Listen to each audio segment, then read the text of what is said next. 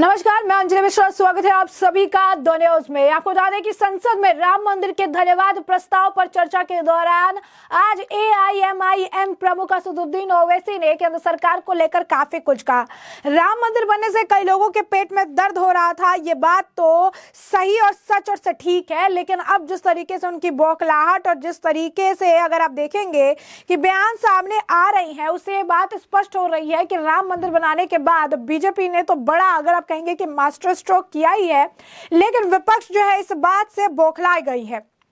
विपक्ष अब भी इस बात से, अगर आप कहेंगे कि इस तकलीफ से जो है बाहर नहीं आ पाई है कि आखिरकार इन्होंने जो वादा किया था, कहा था कि मंदिर जो है हम वही बनाएंगे, उन्होंने आखिरकार बना दिया। क्योंकि जिस तरीके के बयान वो असदुद्दीन ओवैसी बोल रहे हैं, उससे ये बात समझ आती है। ओवैसी ने कहा है कि बाबरी मस्जिद जिंदाबाद, बाबरी मस्जिद जिंदाबाद, मस्जिद थी, है और रहेगी। केंद्र को निशाने पर लेते हुए ओवैसी कहते नजर आए कि क्या मोदी सरकार सिर्फ एक मजहब की सरकार है? क्या मोदी सरकार सिर्फ हिंदुत्व की सरकार है? क्या देश का कोई मजहब है? देश का कोई मजहब नहीं है। मुसलमानों को क्या पैगाम दे रहे हैं आप? यानी कहीं ना कहीं एक बार अगर आप देखेंगे, हल्द्वानी में अभी एकदम ताजा मामला देखने के लिए मिला है और एक बार फिर से जो है इस तरीके की बयानबाजियां ये कर रहे हैं। एक बार फिर से अगर आप कहेंगे कि आग लगाने का काम कर रही हैं, भड़काऊ बयान देने का काम जो है इनके द्वारा किया जा रहा है, जो ये बता रहा है कि इनके अंदर इस वक्त कितनी ज्यादा बौखलाहट है। एक के बाद एक अगर आप देखेंगे, जो बीजेपी ने वादे किए थे उसे उन्होंने पूरा किया। राम मंदिर की बात कही थी, पूरा किया। सीए लागू करने की बात कही थी, पूरा किया। और अब इस तरीके से इनकी बौखलाहट निकल कर सामने आ रही है। अयोध्या का जिक्र करते हुए ओवैसी ने कहा कि मोदी सरकार सिर्फ एक मजहब की सरकार है या पूरे देश के धर्मों को मानने वाली सरकार है। 22 जनवरी का जश्न मनाकर आप करोड़ों मुसलमानों को क्या मैसेज दे रहे हैं? अब सवाल यह है कि कई सारे मुसलमान धर्मगुरु भी राम मंदिर को लेकर, उनका भी बयान था राम मंदिर को लेकर, वो कह रहे थे कि खुश। तो मैं ये पूछना चाह रहा हूं कि क्या मोदी सरकार एक समुदाय, एक मजहब की सरकार है या पूरे देश के मजाहिब को मानने वालों की सरकार है? जिसको नहीं मानते उनकी सरकार है? हमको बता दीजिए। क्या मोदी सरकार सिर्फ एक फिक्र और नजरिया हिंदुत्व की सरकार है? क्या इस देश का, इस गवर्नमेंट ऑफ इंडिया का कोई मजहब है? इस वतन अजीज सबके मजहब को मानता है। सर, मेरा मानना है कि इस देश का कोई मजहब नहीं है। क्या ये सरकार 22 जनवरी का पैगाम देकर ये बताना चाहती है कि एक मजहब को दूसरे मजहब के मानने वालों पर गलबा और कामयाबी मिली? क्या आइन इसकी इजाजत देता है? क्या ये पैगाम आप जब ऐवान से दे रहे हैं तो 17 करोड़ मुसलमानों को आप क्या पैगाम दे रहे हैं, ये मैं आप पर छोड़ता हूं। सर, 49 में धोखा हुआ, 86 में धोखा हुआ, 92 में धोखा हुआ, 2019 और 22 में भी इस ऐवान के जरिए हमको धोखा दिया जा रहा है। और अफसोस के साथ कहना पड़ता है सर कि मुस्लिम अक़लियत को हमेशा ये कहा गया कि तुमको भारत के शहरी बरकरार रहने के लिए एक बहुत बड़ी कीमत तुमको चुकानी पड़ेगी, और हम पर इल्ज़ाम लगा दिया गया। सर, क्या मैं बाबर का स्पोक्स पर्सन हूँ? क्या मैं जिना का स्पोक्स पर्सन हूँ? क्या मैं औरंगजेब का स्पोक्स पर्सन हूँ? बताइए सर, आखिर मैं कहाँ तक आप मुझे लेकर जाएंगे? दूसरी बात यह है सर, दूसरी बात यह है कि फिर 6 दिसंबर के बाद देश में फसाद हुआ, नौजवानों को टाडा में डाला गया जो बूढ़े होकर निकले। यकीनन आपकी सरकार नहीं थी, आपकी सरकार नहीं थी। अच्छा, बल्कि मैं तो मर्यादा पुरुषोत्तम राम की इज्जत करता हूं, मगर मैं नाथूराम गोडसे से नफरत करता हूं। मेरी नस्लें नफरत करती रहेंगी, क्योंकि नाथूराम गोडसे ने उस शख्स को गोली मारी जिसके जबान से आखिरी लफ्ज निकले हे राम। सर, छठी बात यह है कि 87 में मलियाना हाशिमपुरा हुआ, 83 में नेल्ली हुआ, 44 में जम्मू में नस्ल कशी हुई, 2022 में हल्दीवानी में कत्ल हुआ। इतने धोखे सबसे बड़े किसको दिए गए? असदुद्दीन ओवैसी को दिए गए।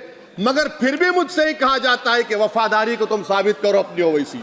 मेरा मानना यह है कि आज मैं बहैसियत एक भारत के गयूर मुसलमान के, let me stand as a tall Indian Muslim and say that the light of Indian democracy today is at its dimmest today, sir.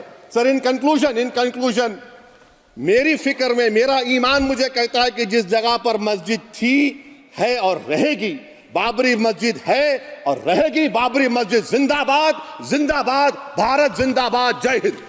बहुत सारे लोगों का कहना था कि राम किसी एक के नहीं है, राम सबके हैं, राम जो है सबके हैं और सबको राम का होना चाहिए। लेकिन असदुद्दीन ओवैसी जो है बिल्कुल अलग, अगर आप कहेंगे कि उनकी विचारधारा है और बिल्कुल अलग थलग बयान जो है दे रही हैं। आपको बता दें कि मुसलमानों को क्या मैसेज दे रहे हैं, पूछ रहे हैं क्या यह सरकार यह संदेश देना चाहती है कि एक धर्म ने दूसरे पर विजय प्राप्त की।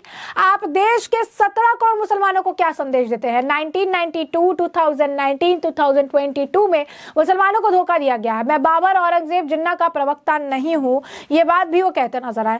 उन्होंने कहा कि राम की इज्जत करता हूं लेकिन नाथूराम से जो है नफरत करता हूं। ये बयान भी उन्होंने कहा कि राम की इज्जत और नाथूराम से नफरत जो है कर रहे हैं। तो उन्होंने 6 दिसंबर 1992 के बाद देश में फसाद हुआ था, नौजवानों को जेल में डाला गया और वो बूढ़े होकर बाहर निकले।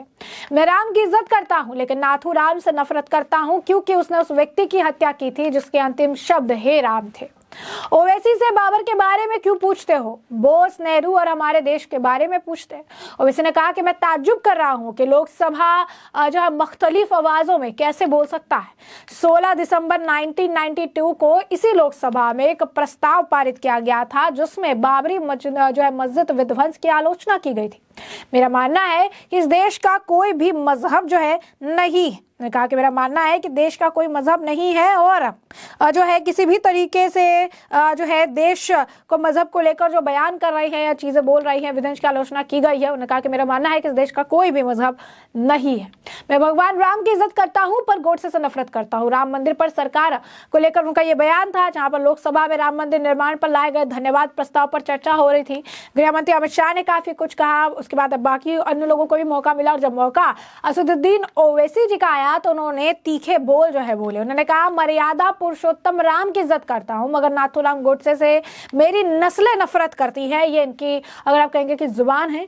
उन्होंने ओवैसी ने पूछा क्या मोदी सरकार एक सामुदायिक मजहब की सरकार है या सभी पूरे देश की सभी मजहबों को मानने वाली सरकार है?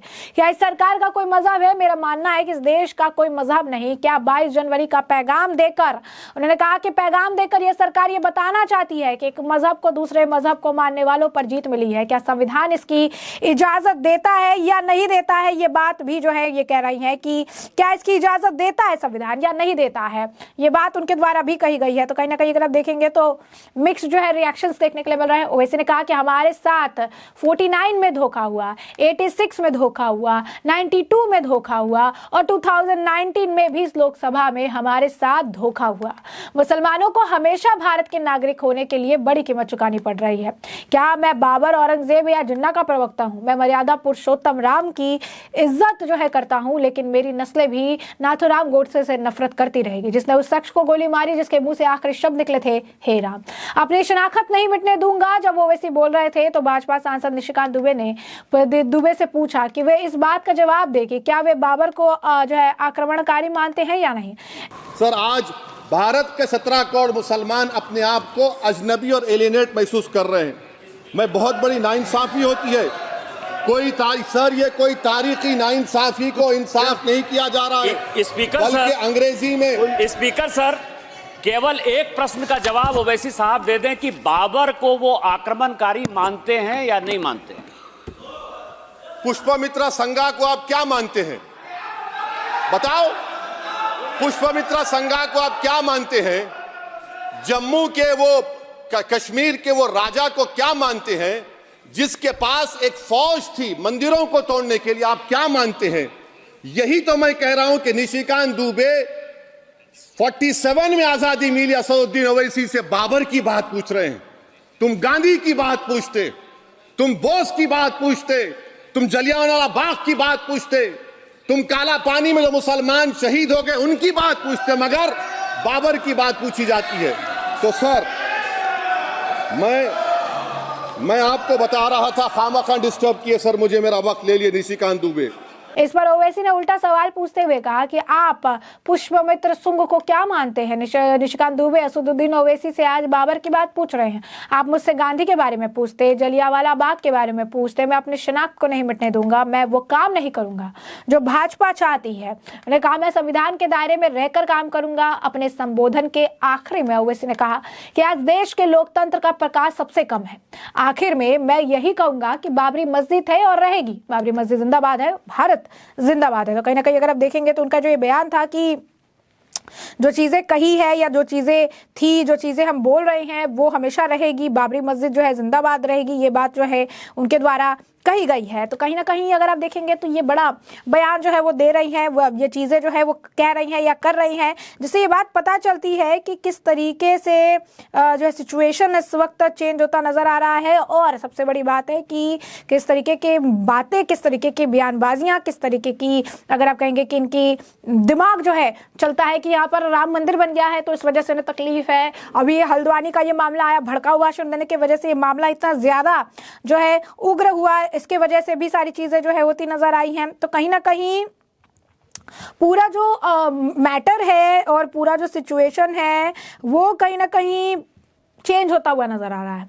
ओवैसी की बौखलाहट राम मंदिर पर नजर आ रही है। हल्द्वानी में जो सब कुछ हुआ सीए के लागू करने के बाद से हुआ, और ये हर जगह जो एक कॉमन चीज देखने के लिए मिली वो ये थी कि इन सभी ने जमकर जो है काफी ज्यादा अगर आप कहेंगे कि पूरी तरीके से कोई चीज अगर इन्होंने की तो वो की उन्होंने बुराई की, कोई चीज अगर इन्होंने की तो इन्होंने क्या किया, इन्होंने सिर्फ वो जहर उगले, वो बातें कही जो बातें कहीं ना कहीं सबको पता थी कि इनके तरफ से आने वाली है। तो ऐसे में साफ तौर पर अगर आप देखेंगे तो असदुद्दीन ओवैसी की बौखलाहट यहाँ पर देखने के लिए मिली। वो सरकार से सवाल पूछते नजर आए कि यहाँ पर कोई मजहब नहीं है, किसी तरीके से जो है चीजें नहीं है। उन्होंने ये भी कहा कि बाबरी मस्जिद जिंदाबाद थी, बाबरी मस्जिद वहीं थी, उसे विध्वंस करने को लेकर भी यहाँ पर इन्होंने सारी चीजें जो है पारित की, यहाँ पर भी उन्होंने जो है चीजें बताई या कही है। और ये कहीं ना कहीं पूरी तरीके से स्पष्ट है, इन्होंने जो बातें कही या जो बातें इन्होंने की है उसका गवाह जो है पूरी दुनिया है। वो ये भी कह रही है कि क्या एक मजहब के खिलाफ ये सरकार काम कर रही है, क्या एक मजहब के खिलाफ जो है इनका सिचुएशन जो है देखने के लिए मिल रहा है, क्या एक मजहब जो है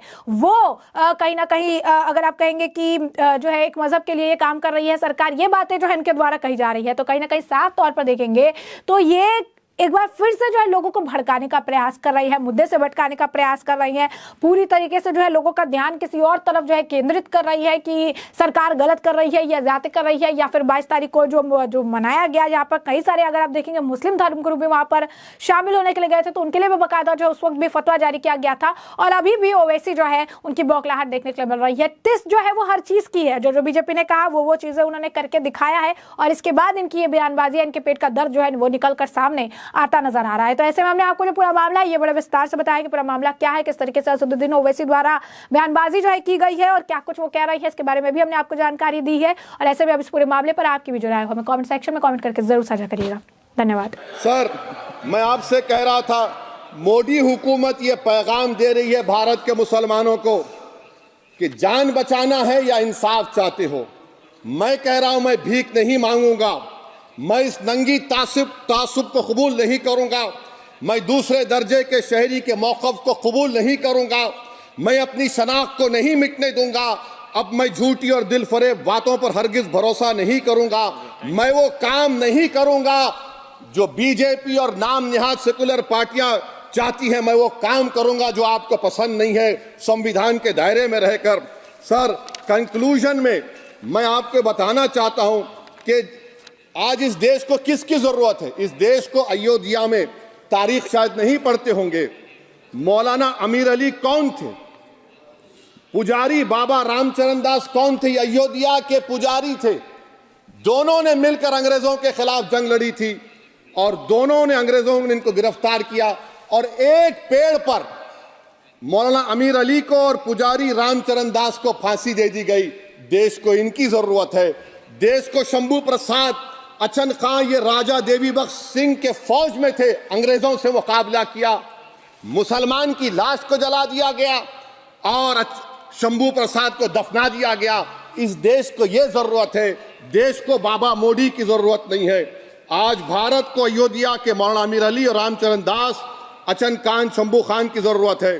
सर, मैं अभी सुन रहा था ये नाम निहाद सेकुलर पार्टियों के बयानात को, क्या होता है सर, आप मैं खत्म कर रहा हूं, क्या होता है सर, जब काजी साहब गवाहों को लेकर दुल्हन के पास जाते कि तुमको निकाह कबूल है, तो दुल्हन शर्मा के खामोश बैठ जाती।